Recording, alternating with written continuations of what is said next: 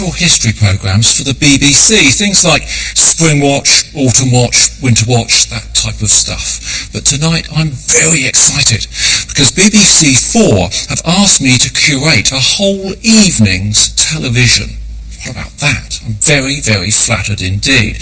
But I've worked hard with my choices. I want to show you several programmes which I hope that you'll find entertaining, certainly educational, that's my sort of remit in broadcasting really, but also quite surprising too. And we're going to kick off the evening by me having a conversation with a couple of my absolute heroes, two people who up until now I've never met. So again, I'm particularly excited about that, and I hope you'll find it entertaining and informative and educational too. What other preparation have I done? Well, I'm wearing all of my favourite clothes of the moment. My favourite top on.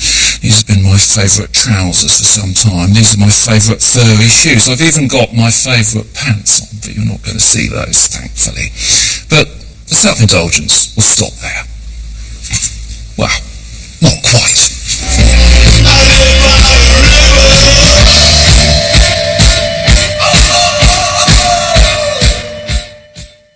My first guest tonight is an artist who, by his own admission, can't paint, can't draw, and has little technical ability. Having said that, when he won the Turner Prize in the early 2000s, he dedicated it to people who look after wildlife. He's been described also as a camp tramp on a bike, but also his work as wistfully aggressive, which is a moniker that seems to come straight out of the mouth of Morrissey. He can't be at all bad. Jeremy Diller, camp tramp on a bike, wistfully aggressive, really nice to meet you. My second guest is an environmental columnist and writer, a journalist of great repute. He's a man who went to Oxford but didn't settle well there.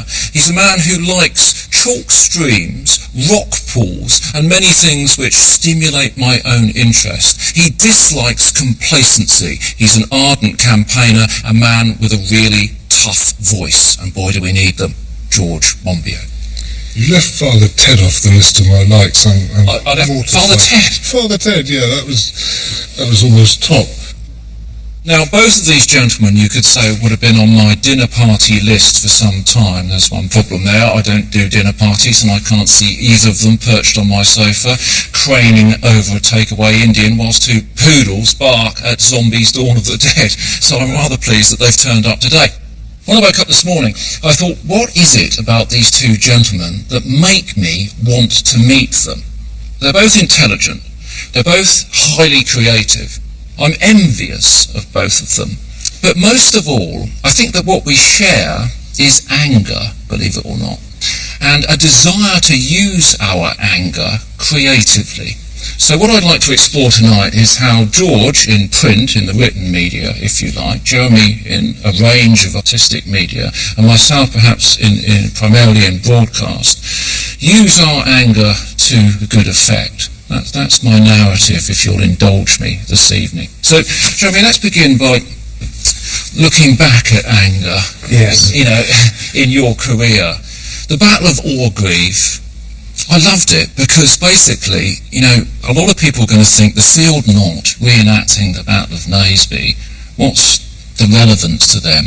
But the Battle of Orgreave during the miners' strike was a lot more contemporary. It still said a lot to people who were still alive. Was that one of the things that led you to orchestrate it? Well, I wanted to recreate a battle from the miners' strike in a place where it happened with about 1,000 people, with former miners, but also with members of reenactment societies. In a way, it's about people thinking about Britain and about battles in Britain on British soil and what they meant.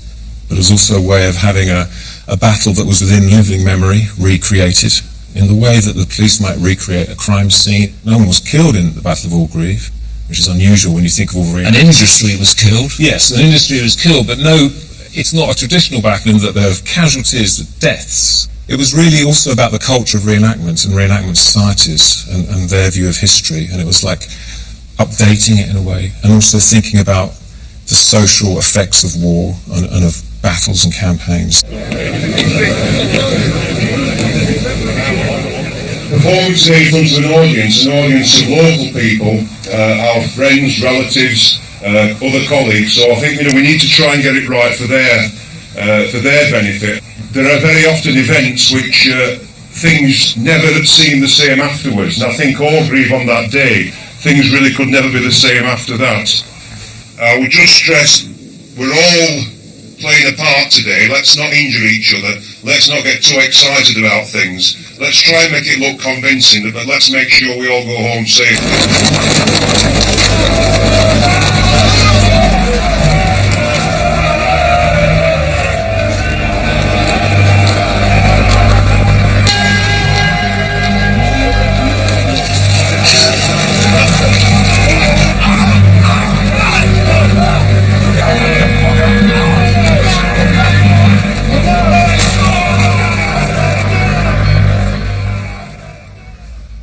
You have a clear social conscience, don't you? I suppose I do, but I think everyone does. I don't think I'm... You put yours on a platform so that we can all consider it. That's part and parcel of your art, isn't it? It's, in a way, it's a bit punk rock, isn't it? You're taking things which we would perhaps forget as everyday events or objects, and you assemble them in a way that make us think about them and their context. Well, with that, definitely. I was digging up a body, a corpse, basically, of something that had happened in Britain that had been buried, and when I did it in 2001, the miners' strike was not something that was being considered that much in the media or in the art world, certainly. And I wanted to dig up that body and have a look at it again and disinter it, the corpse of that thing.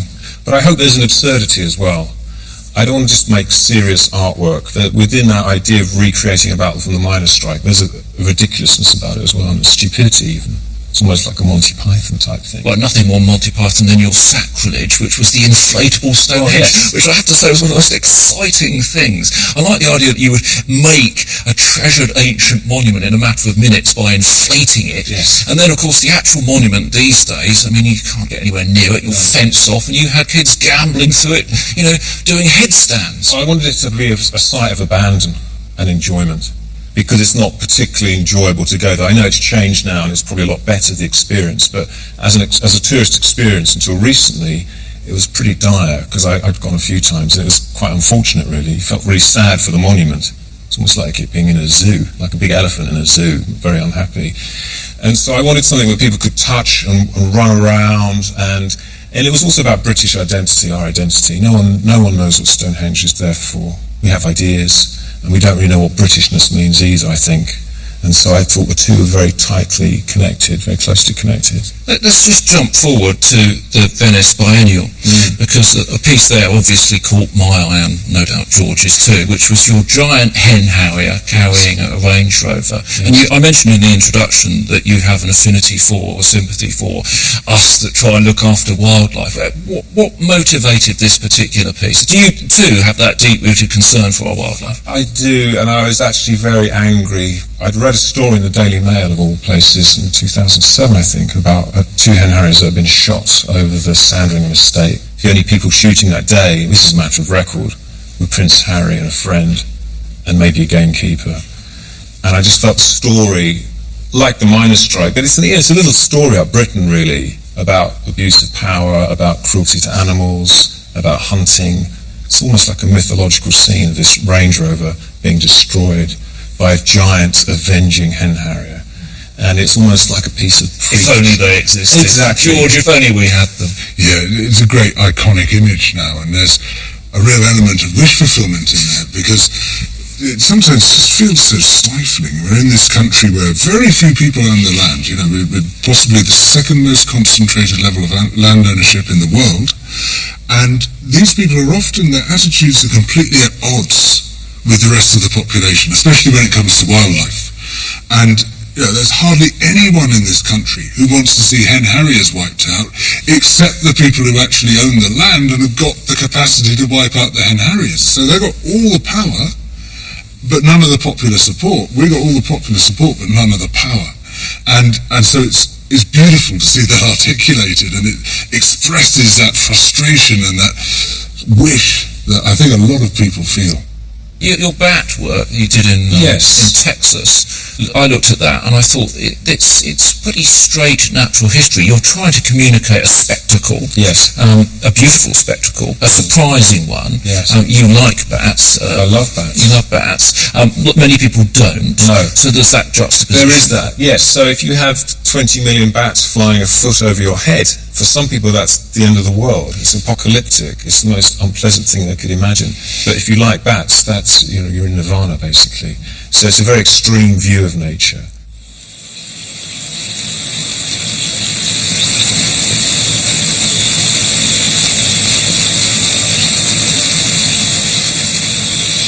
Some of my earliest memories are watching nature documentaries. And I think when a nature documentary is really good, they're as good as any artwork almost. Well, they're like artworks, they're works of art. So, you can look at any David Attenborough film, and he's on the verge of being an artist, almost, I would say. The skill is in making the experience of the film as intense as the experience I've had coming here. Because you'll be in a dark room, which is almost like being in a cave, watching this thing happen to you. It's basically happening at you. It's an amazing experience. It's fantastic. When I came here and we talked about bats, and you all seemed very excited about that, so I thought what I'd do today was come back with a film I'd made and show it to you first before I show it to anyone else.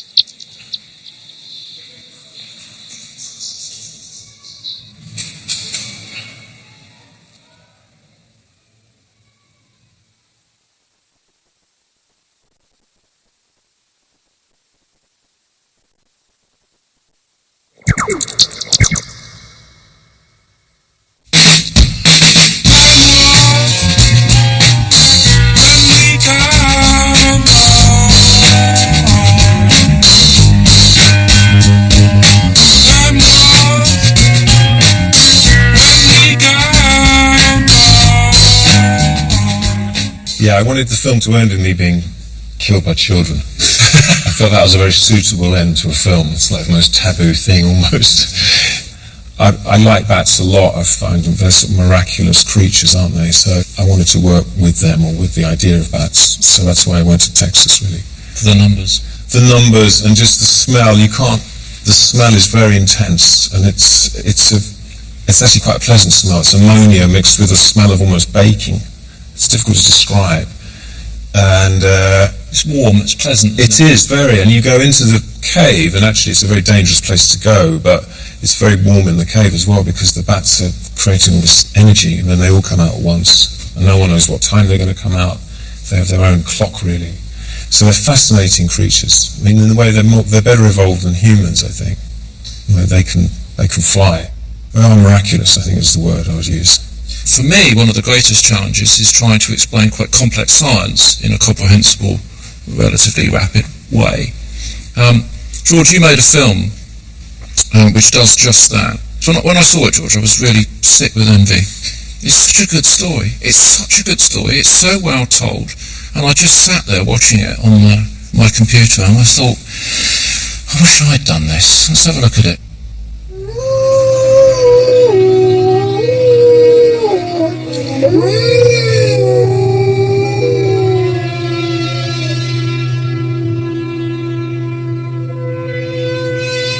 One of the most exciting scientific findings of the past half-century has been the discovery of widespread trophic cascades. A trophic cascade is an ecological process which starts at the top of the food chain and tumbles all the way down to the bottom. And the classic example is what happened in the Yellowstone National Park in the United States when wolves were reintroduced in 1995. Now, we all know that wolves kill various species of animals, but perhaps we're slightly less aware that they give life to many others. Before the wolves turned up, they'd been absent for 70 years. The numbers of deer, because there was nothing to hunt them, had built up in the Yellowstone Park, and despite efforts by humans to control them, they'd managed to reduce much of the vegetation there to almost nothing. They just grazed it away. But as soon as the wolves arrived, even though they were few in number, they started to have the most remarkable effects. First, of course, they killed some of the deer, but that wasn't the major thing. Much more significantly, they radically changed the behavior of the deer. The deer started avoiding certain parts of the park, the places where they could be trapped most easily, particularly the valleys and the gorges. And immediately those places started to regenerate. In some areas, the height of the trees quintupled in just 6 years. Bare valley sides quickly became forests of aspen and willow and cottonwood. And as soon as that happened, the birds started moving in. The number of songbirds and migratory birds started to increase greatly. The number of beavers started to increase because beavers like to eat the trees. And beavers, like wolves, are ecosystem engineers. They create niches for other species. And the dams they built in the rivers provided habitats for otters and muskrats and ducks and fish and reptiles and amphibians.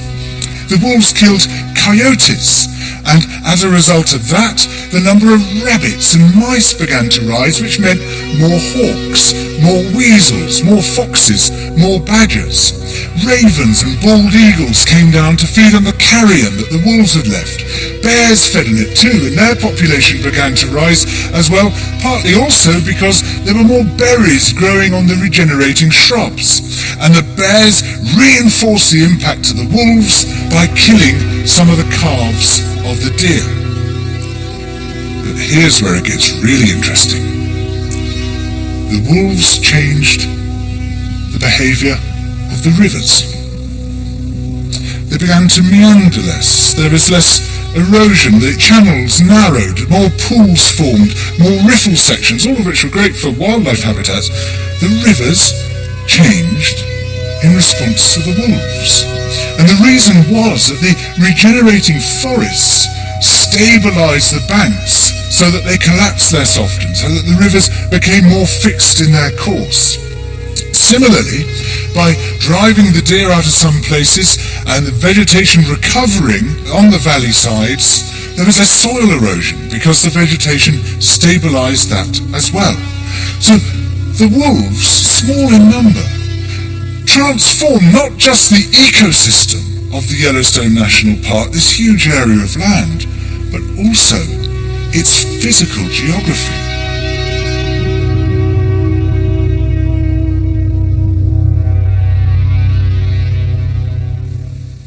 Superb. And ultimately it's got a great environmental message. And it is one that you took further because you wrote your feral book relatively recently. And this is about rewilding, which includes reintroduction of absent predators. Can we have wolves in the UK, George, please? Yeah, well, that's certainly what we're aiming for. A group of us are in the middle of setting up an organisation called Rewilding Britain, whose purpose is to try to bring back some of our missing species, and there's a whole range we could consider, everything from grey whales to pelicans to sturgeon to wolves to lynx. I mean, obviously all this is going to be subject to intense negotiation. It's extremely political, but there's a real possibility now of turning back the tide of destruction, of recharging our world with wonder and with awe, with serendipity, with all the fantastic experience that we get from an immersion in nature. Whereas in Britain at the moment, we live in a highly impoverished set of ecosystems. I mean, even the uplands, where you would expect, because the soil is so poor, the land is so poor, there's so little productivity, you'd expect there you would find some let-up in the human assault on the natural world. They would find the wildlife being able to survive. They're in an even worse state in some respects than the lowlands. They've all been either sheep-wrecked, grazed down almost to bare rock, or they're being trashed for grouse shooting or for deer stalking. At the moment, conservation, particularly in Britain, has been about locking into place what we've got and protecting it as if it were a jar of pickles. Nothing coming in, nothing going out. Postcards of the past. Yeah, well, that's right. This isn't nature that's being preserved. I mean, you might see there's some value in preserving former examples of agriculture, but let's call it that. Let's not call them nature reserves if that's what they're doing. And let's have some areas where nature is self-willed, where it's allowed to go wherever it might choose to go. And for that to happen, you really need these keystone species, the ecosystem engineers, the ones which push ecological processes all the way through. And wolves are a classic example, beavers are another good example, lynx probably do it to some extent, wild boar are fantastic ecosystem engineers. Do you need permission to reintroduce wolves? Yeah, it's a very long and complex process. There's all sorts of licensing. I mean, at the moment, the law is really against us because, for example, as things stand, you'd almost certainly need to do it in an enclosure at least to begin with because of the Dangerous Wild Animals Act. But then, if you've got animals in an enclosure, they count as zoo animals, and if wolves are in with deer, then that offends the zoo legislation. So you're sort of kind of stuck. So we do, part of what we hope to do with this group Rewilding Britain is going to be political advocacy. We're going to be trying to change the law, change the political climate. It's going to be persuasion. That's our main aim, and to try to then catalyse rewilding projects in various places. We wouldn't do them ourselves, but we'll try to create an environment, a political environment, where this stuff can take place. And a lot of that is going to be legal. So it's about the political environment as much as the environment. Yeah, it is, because ecologically you could introduce wolves tomorrow. Wolves can live anywhere. Wolves can live out of dustbins. I mean, it's not advisable, but they can live anywhere. It's not a problem. Lynx as well, there's plenty of places where they could be brought back. We're already seeing beavers do just fine in this country. So it's not an ecological problem, it's a political problem. And it's this problem of persuasion and of really trying to get people to see the world in a different light. There are huge social silences that surround us. They're not random. They protect powerful interests. And the BBC, part of its mandate should be to be breaking those social silences all the time, to be opening them up and to be saying, here's something we're not talking about, when actually it affects us in a big way. Now, it does that a bit, and you've done that to great effect, as much as you can, though, I can imagine you sometimes feel a bit stifled within the constraints of... It's frustrating, of course, because I'm a keen campaigner. But at the same time, I think we've got the best public service broadcasting anywhere in the world, still churning out fabulous programmes in whatever genre you like. I want the BBC to do what it's there for, and one of the things it's there for is to embarrass power, is constantly to open it up, to expose it, to name it, and to show us what's going on. What about some other panorama programmes of late? They've been doing exactly that. I've watched them in my kitchen whilst I'm preparing the curry for the poodles, and I've been applauding the screen. And I've tweeted, this is what we pay our licence fee for. So do you think that within other genres it's ticking a box, but it's the environmental one where it's not rising to the plate? I think actually there's more of a systemic problem. That there are good exceptions, good examples which you can pull out and say, here's something the BBC's done really well, and I totally agree with you. Panorama's done some fantastic stuff. But what we don't have is a real sort of root and branch investigation in everything. Everything you do, everything you approach, apart from light entertainment, in any sort of documentary setting, you're really trying to get under the skin of everything that you're talking about and say, just because there are these really powerful lobbies who don't want us to talk about it, doesn't mean we shouldn't talk about it. Countryfile is a classic example of this. I've really come to hate Countryfile. I'm sorry to say this, I'm going to upset an awful lot of people for this. It presents such a sanitised picture of the countryside, and it's got all these millionaires posing as peasants, sort of, I'm this salt of the earth sheep farmer, and look, hear me with my lab. These guys own land worth millions, and yet they're getting total carte blanche to present themselves as they would like to be seen. none of the environmental damage being discussed, sort of beautiful little cameo of what we would like rural life to be, even if it bears no relationship to what's actually going on. And I think the BBC is grossly failing. Fantastic. George gets angry. Yes, excellent. Let's bring it back to us again, though. Look, I'm about to show you a clip from one of my mentors, although we never met, actually, Jeremy Paxman. Look, he doesn't back down, George. He's there. He's got teeth. Oh, no, look, I do. He was a bastion of the BBC's broadcast. I do respect it. I do respect it. And as I say, there's some really good examples of where the BBC gets it right. And I want to see more of that. Let's watch Jeremy battering someone. Your Deputy Chairman, Lord Ashcroft, a man whose peerage you lobbied for, saying that he would become resident in Britain for tax purposes. Can you just tell us, is he resident in Britain for tax purposes now? I've no reason to think that he's not complied with the commitments that he gave. That is not the same as an assurance that he is.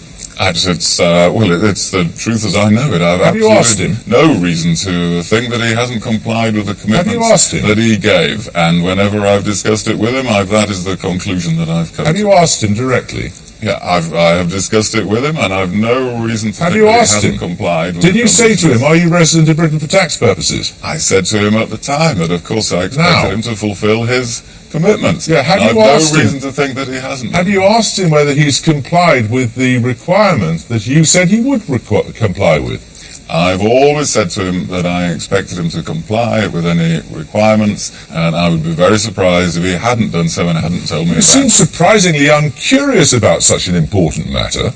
I'm not remotely uncurious about it. Well, then why don't you ask him? There is no evidence that Lord Ashcroft has done anything wrong. I'm asking you for evidence. I'm asking for evidence from you that you have at least been intellectually curious enough in this current climate to discover whether or not your deputy chairman is resident in this country for tax purposes. As you know, I'm a rather intellectually curious person, and I have no reason to think that he hasn't complied with the requirements. And yet you've never asked him. Entered into. You've never asked him. And I have discussed the matter with him, and I've made clear the expectations. You got in the peerage on the basis that he would become resident in this country for tax purposes, and you've never asked him. I've just given you the answer about that. I certainly have no reason to think he hasn't complied with that. Why don't you ask him?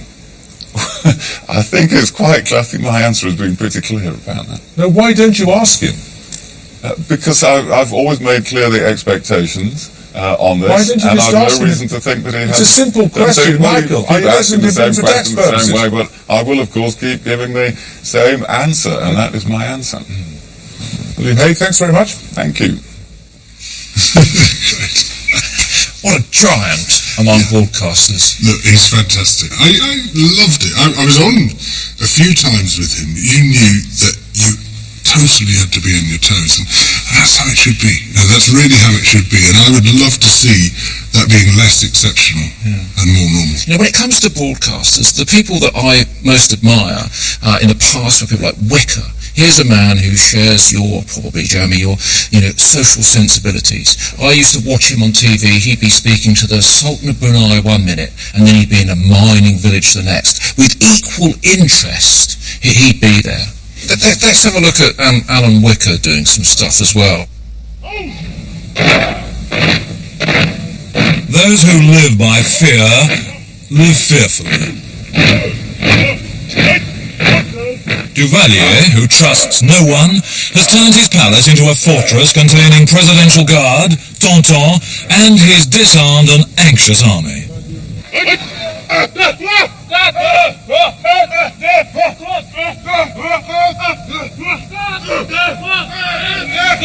Getting to the president up there can be quite difficult, mainly because everyone who surrounds him is so terrified of him. And there's no doubt that this quiet-spoken man does generate considerable fear. When I left him the other day, he asked that I return this morning to see him once again. And I duly presented myself with my various credentials, armed indeed with a laissez-passer signed by the President himself to all civil and military authorities. This laissez-passer got me through the sentries on the gate here, through a gaggle of guards on various doors, up the stairs, along the corridor, and right to the door of the presidential chambers. There I was met by a group of captains and lieutenants of the Presidential Guard. And they said, although they'd seen me before, and they knew me, and they knew that the President was expecting me, they had no authority to disturb him. He was inside his chambers, I was outside, and no one had the authority to approach him. The only person who could approach him is his secretary, a rather formidable lady who is related to him. And she is away sick. So I stood outside and waited, and he presumably is in his study there waiting, and nobody has the courage to knock on his door. So what I've done is to come out, and I'm going to a telex office, because I know he has a telex up there, and I'm going to send him a message saying, please sir, I'm outside your door. Your life has been threatened many times. My life? No. To be assassinated? No. I'm thinking of the airplanes that come to bomb. No. What you call the crazy? I can say crazy. You don't take seriously these attempts upon you. Upon my life, never.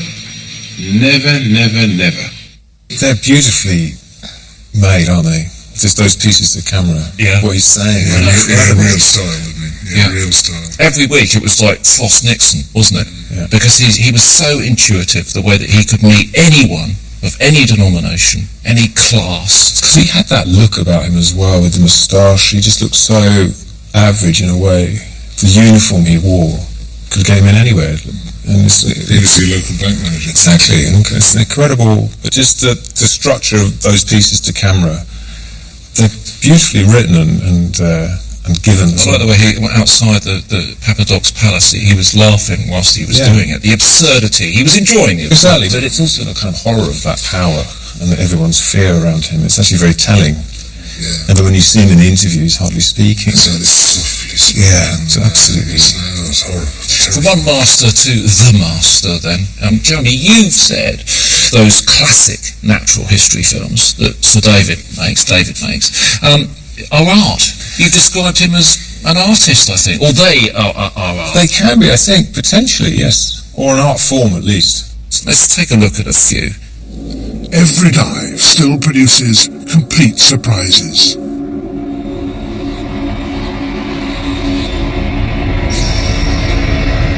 This deep-sea octopus is about the size of a beach ball and has been nicknamed Dumbo.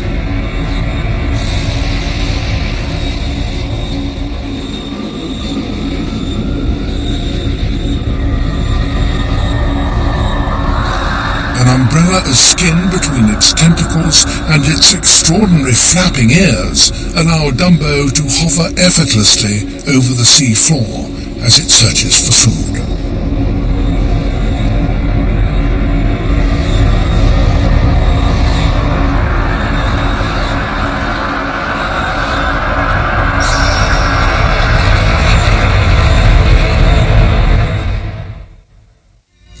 Silently, she positions herself above her prey.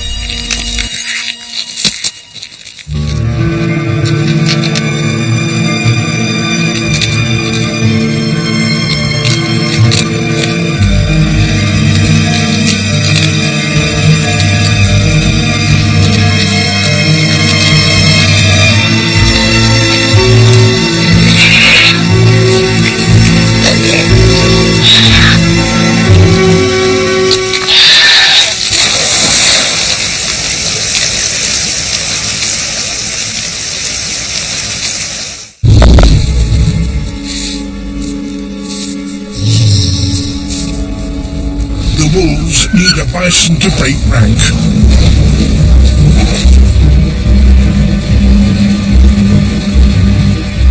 But the tables are turning, and now the wolves have to retreat. The pack focus their attention on the rear of the herd, and the bison begin to panic.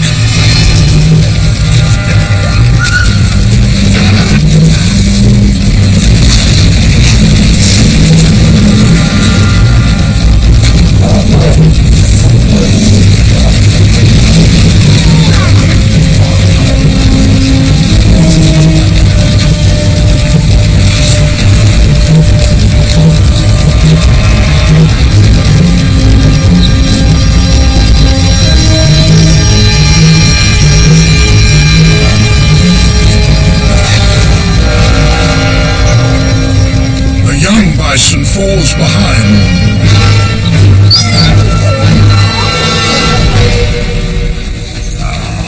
Even this yearling dwarfs the wolves.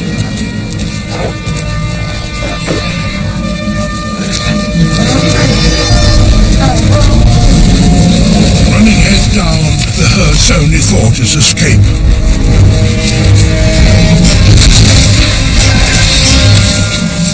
A stroke of luck for the wolves. Is it the beauty that's communicated? Is it the natural art that you can... I think it's the skill in making the programme. How it might enlighten you to something, but also for every beautiful shot, every fantastical scene, you realise how ugly the world actually really is. So it's just actually putting the reality of your own life, or what you know the world to be really like, against this idealised view of nature.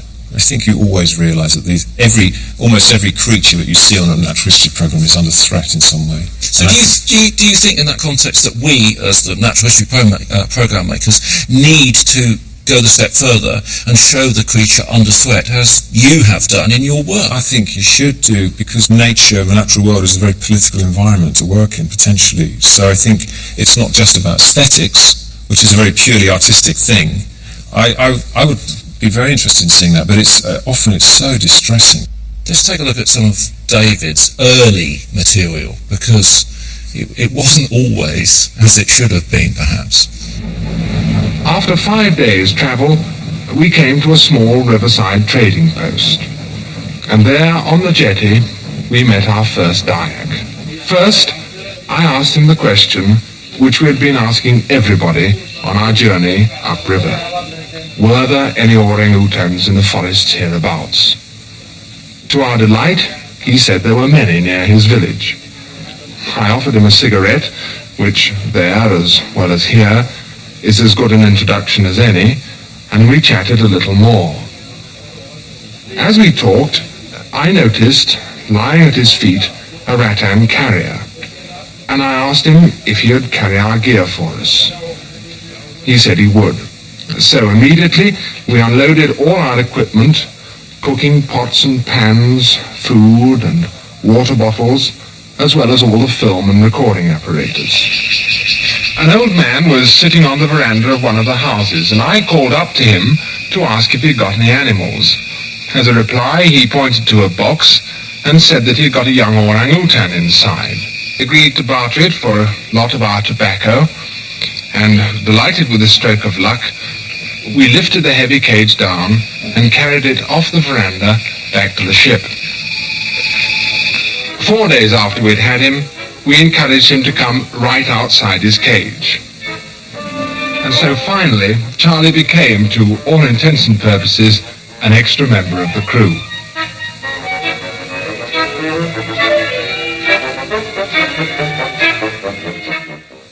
Now this is Charlie's daughter. All right. Bulu was the first orangutan born in Britain, and she was just as endearing as Charlie had been. I look back on those days when I had Charlie, the baby orang, with mixed feelings, because the fact of the matter is that these are not pets. These are wild animals. They should be in the wild. That early footage especially is like something out of a royal visit, or it has an imperial feel to it, like something from the 1910s, 1920s, an empire feel. So it's quite dark, actually, for me, watching that. What I liked him was his frank honesty. You know, he just said, yes, I did it, but time's moved on. And that honesty, which is part and parcel of his whole broadcasting remit, the whole time he's been telling us things, was just absolutely fabulous. And he finished the series with a soliloquy given in the UK, which we should watch now. I've spent my life filming the natural world, and I've travelled to some pretty remote and exciting places in order to do so. I've enjoyed every minute of it. But every journey seems to have got quicker and shorter. It's as though the world has shrunk. But then, sadly, so have the wild places.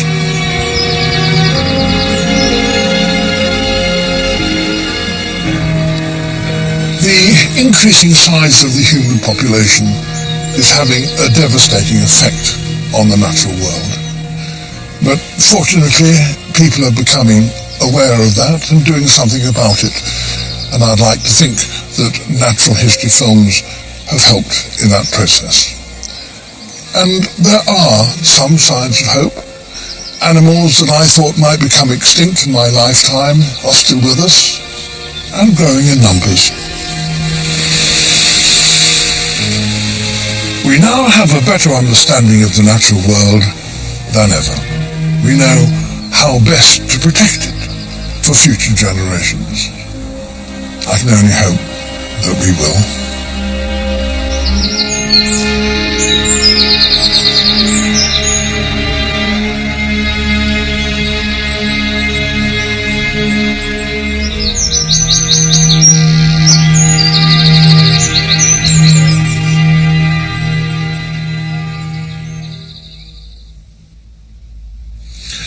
A couple of things I found contentious in that. First of all, the focus on human population is definitely an issue of particular interest to post-reproductive white men, because basically it's the only thing that they're not responsible for as far as environmental issues. That's very cynical, George. Well, but look, no, but it's true. It's population. Not a word about consumption, not a word about the stuff which we're actually responsible for, which is far more potent. You look at the rising graph of consumption, it's like that. Population is getting towards a plateau. It's they're very different trajectories they're on. No question that it's consumption, driven by all sorts of factors, which is by far the greater threat, and yet it's the one which is almost unacceptable to talk about, whereas it's acceptable to talk about population because there's other people doing it on the whole. By and large, it's not us as doing it. There. I think you know that more people means more food has to be produced. It's not even a clear relationship between that, because generally the people who are having the most babies are extremely poor and consuming almost nothing, whereas people whose population is not growing, their consumption is going through the roof. You look at, for instance, you look at the world's wealthy. Generally very low reproductive levels indeed. You're actually declining reproductive rates, less than replacement on the whole, the wealthiest people, and yet their consumptions go up and up and up. And somehow it's another social silence. That's a taboo. It's easy to talk about population because it's kind of the other who's causing the problem. But consumption, we all carefully avoid it and tread around it. And I have to say, I'm second to no one in my admiration for everything that David Attenborough has done. He's brilliant, he's fantastic, but there are certain things where he doesn't go. And the other thing he said, which I found a bit contentious, was he says, I'd like to think that wildlife filmmaking has helped to make people aware of the threats to the natural world. And maybe it has. We need to be constantly reminded of the wonder of it, of the delight of it, the awe and all the rest of it. At the same time, there's an awful lot of avoidance. It's like you pick these wonderful shots you're saying of these pristine, magnificent places, and if you just pan the camera 1 degree, you would see this very different picture. And those images which he showed there of the devastated places right next to the very beautiful and almost intact places are exactly what you don't see in the blue chip wildlife programs that we were talking about earlier. I think maybe that was his point. Really? I think so. That was the honesty, I think. And those clips were a symbolic gesture of that honesty, rising over that forested hill and seeing that expanse of city and the palm oil. It still uses music in a very manipulative way, though. The rushing strings and so on. You could have a different soundtrack and make his words seem a lot more threatening, maybe, and a lot more ominous. But it's that emotional impact of the music underneath, which is something I don't like very much. Is a lot of music under nature documentaries. Actually, sort of what I find it unnecessary. What I took issue with was not the use of those shots there, because that was very powerful. Yeah. But saying, alluding to the fact that was something that was ongoing. Yeah, but saying it was the natural history programs had sort of made people aware of that stuff, whereas in actual fact, in some respects, It's arguable that there may be people less aware of it because it's all been edited out. By allowing people to engage with wildlife through the media of television, many species which they couldn't do so personally, perhaps if they were in a zoo, but others that are not of that nature, then motivating people to care and to do something with that care would be very difficult. So I think it's unfair to say that natural history broadcasting is in some sort of isolated utopia. It is at least motivating people to respect the beauty, to respond to the awe. Also, and they're not made in a vacuum, because we know, when you go to the Antarctic, there's all these amazing things happening. But we also are aware that those environments are under threat. So I think we get our information from a number of sources. It's not just from these beautifully made programs. I mean, look, there's definitely a respectable argument for what you're saying, and there's no question that we need that wonder as well, and we need that awe as well. But that desire not to see, which we all have, we're all in denial about all sorts of things because there is a limit to how much we can bear. We can't take too much reality, that's true. That has become almost such a powerful theme within natural history programs that it's creating silences by giving people the impression that there are vast and endless tracts of unspoilt wilderness in the world when we know this is not the case anymore. I think that's a very valid point. From my point of view, I think in accompaniment to those programs, perhaps not segued into them, we need some good, hard environmental journalism which points those things out. It's easier now than it probably ever was because you have a profile beyond the BBC online through writing that you do. I mean, I follow you, and so if someone's interested in you and your programs, they're going to find out a lot more off the TV, as it were, by following you or reading about you and so on. So it's possible to create a context for those programs. I try to do my bit, and for me it's about the long game. I think it's a privilege to work for the BBC, actually. I'm a great champion of the BBC. I accept many of George's criticisms, and I agree with many of them, but I like to entertain a framework that it provides not only me with, but my colleagues to make programmes. And of course, outside of that, we can try, within the best of our means, to flex our muscles for the campaigns. I mean, equally, I have to say that what I do, I would say, is probably 99% vocational. I get to see things, speak to people yourselves today. It's tremendously rewarding, but ultimately I need a purpose. I've got to achieve something. If I'm not achieving something, if I'm not learning from you today, I'm wasting my time. And for me, the ultimate ambition is to achieve something in terms of conservation. So, I will bite my lip accordingly. I'll toe the line willingly. And people have accused me of being gagged on the BBC. No one's ever had to gag me at the BBC. I entertain a productive dialogue with the people who make these decisions, and we figure out what I can do on television and what I should do off of television. And, at the moment, I'm very happy with that relationship. I think I'm making a small amount of, never as much as we'd like to make, progress off of television in terms of campaigning. But I'll tell you what, whilst we're on natural history television, this is another clip we've got. Now, this is from our generation, 1976, 77, I think, Badger Watch. It was the first time we had live nocturnal broadcasting, and clearly for the people who were participating, it was tremendously exciting. There is a badger. That is the first television picture live of a badger ever seen on television through this unique system. Marvellous, isn't it? Absolutely marvellous. I'd rather have a night's badger watching like this than a week's holiday. You say it's my goodness, it's wonderful to hear.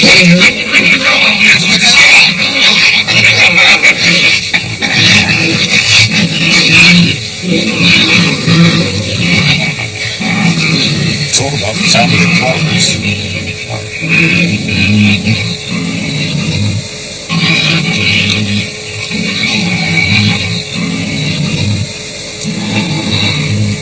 What an amazing thing to hear. I've never heard that just like that, not from below ground. I've heard, of course, the cubs near the entrance yarling away at each other because they're anxious to come out. But to have a fight like that, What's that? One coming up head first. Yep. Now, could that be the ball being seen off? Yes. That's the ball. That's the ball. You can see the very wide head and the domed area between the he's going to make off now. He didn't like that a bit.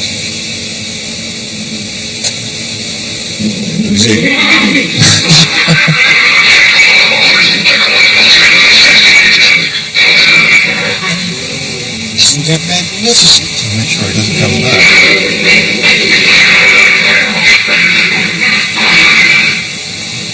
To get that on TV is absolutely superb. It's quite interesting because they're really into the violence, but the process of it as well, of it being on television, live. It's like First Man on the Moon or something. I have to say that we do, when we're doing our live programs now, Spring Watch and Autumn Watch and so on and so forth, if something is killing something and eating something else, it does invariably become one of the most exciting aspects of the program. We evolved in a fascinating, thrilling, terrible, dangerous world, a world full of horns and tusks and fangs and claws, and we acquired the extraordinary ability to navigate that world. And at the moment, the greatest physical challenge we face is opening a badly designed packet of nuts, and we have a craving for re-engagement, I believe. And for me, the process of rewilding is not just about bringing back amazing species which we don't have, but it's also finding ways of reconnecting. But you still get that. I've had a few experiences with animals. Seeing an animal in a field. I saw a fox once from a train in a bright green field, and this red fox running through it, and it was an amazing sight. And then I met an elephant. I was saying meet because it felt like I was meeting it, and just communicating or trying to with this creature. It was incredible. But it's difficult to actually put into words, as you can see. But there are those moments, aren't there? Yeah. When you're with this creature and you're trying to communicate with it in some way or understand it. This finger touched a gorilla. It's the first gorilla I've ever touched this week. I touched it on its digit. This week? Yeah, this week. Oh my goodness. Yeah. And it was, just amazing. Yeah. A real privilege. Yeah. An extraordinary privilege. This finger was sucked by a young giraffe. I pulled out the teat from the milk that she was suckling and immediately stuck my finger in because I knew that she would continue to do that. She was 2 months old. But it does, I was buzzing. I don't remember the journey of driving home, which doesn't say much for my road safety. I was so excited about meeting those animals, seeing them that close, smelling them. The breath of a gorilla this far away. Amazing. I was on my kayak a few years ago in Cardigan Bay, and I'd gone out in very stupid conditions. It was a 10-foot swell. I really should not have gone out at all, and I was struggling to get back in because the waves were whacking up against the seawall. I was pretty scared, and I was a couple of 100 meters offshore, just wondering, what on earth am I going to do? How am I going to get in? And there's this horrendous noise right behind me, and I ducked, and nothing happened. And I was sitting there, so this is really strange. And this great hooked grey fin came up right under the paddle, under the shaft of the paddle, all pitted and scarred, then went down again, and then the noise came again, and I looked up, and it was this bull dolphin, bottom-nosed dolphin, leaping over the kayak, right over my head, and as he was coming down the other side to go back in, he looked back, and for that split second, our eyes just met, and for weeks afterward, my feet were not touching the ground, I was just pure exhilaration, and ever since I just go back to that moment. If ever I'm in a stressful, difficult situation, almost my form of meditation is to go back to that moment and remember that contact. I think it's a human need to be close to and around animals, have some sort of communication with them.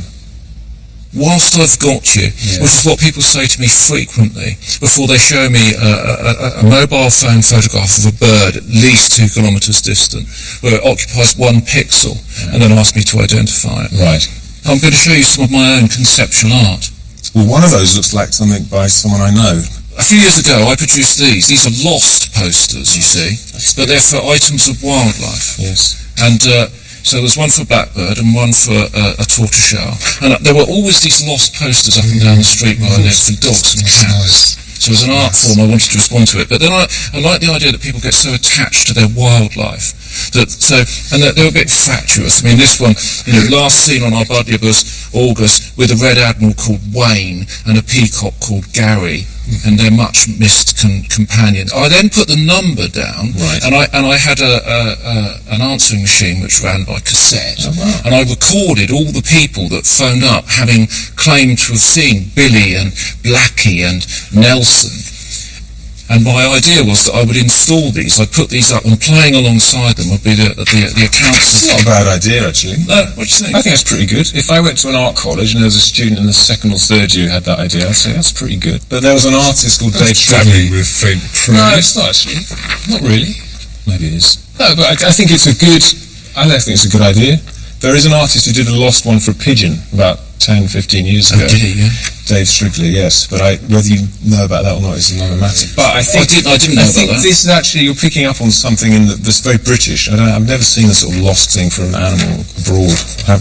Maybe they do exist. I thought about doing them for sort of rhinoceros and absurd animals. Well, I mean, you should do ones that actually are lost or we are losing.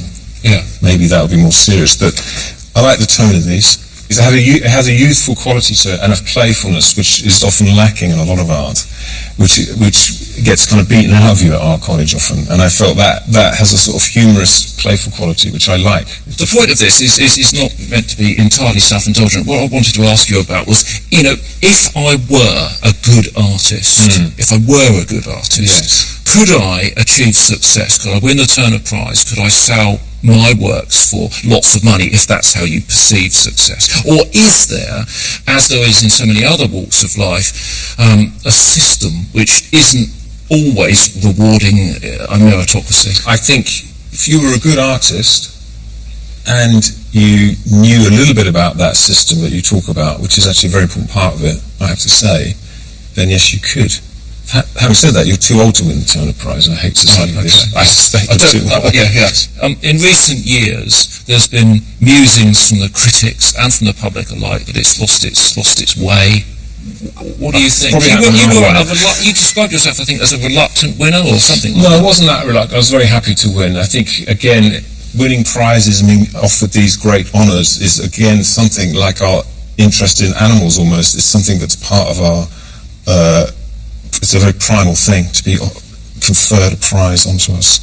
I think every year it's like, it's terrible this year, there's no painting. There's always a story that the press brings up, but I believe the general public are further ahead than the media are in terms of their understanding and liking of art.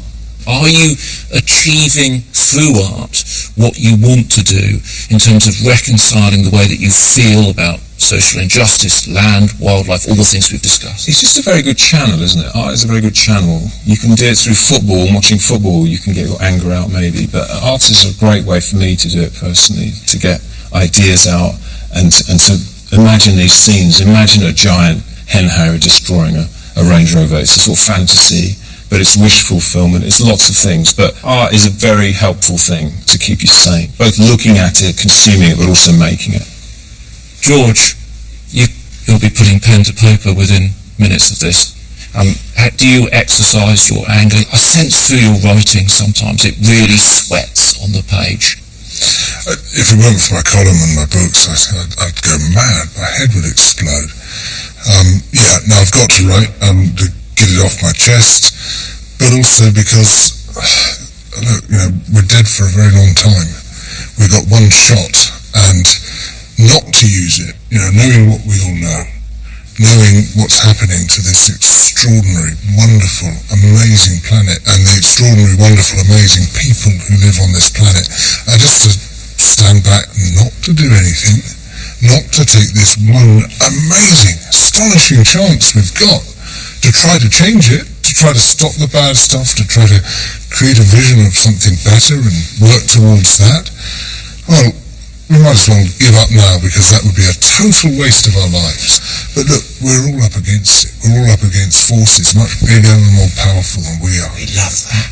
We love David and Goliath, don't we? In concept, we'd love to present ourselves as the sort of little heroes, but But actually, the day-to-day lived reality of it, I just find grinding and sometimes quite soul-destroying. You know, you look at the power of the fossil fuel industry, you look at the power of the big landowners, you look at the power of so many groups who I see as destroying the conditions which make life worth living, which make this planet habitable, which allow other species to live here.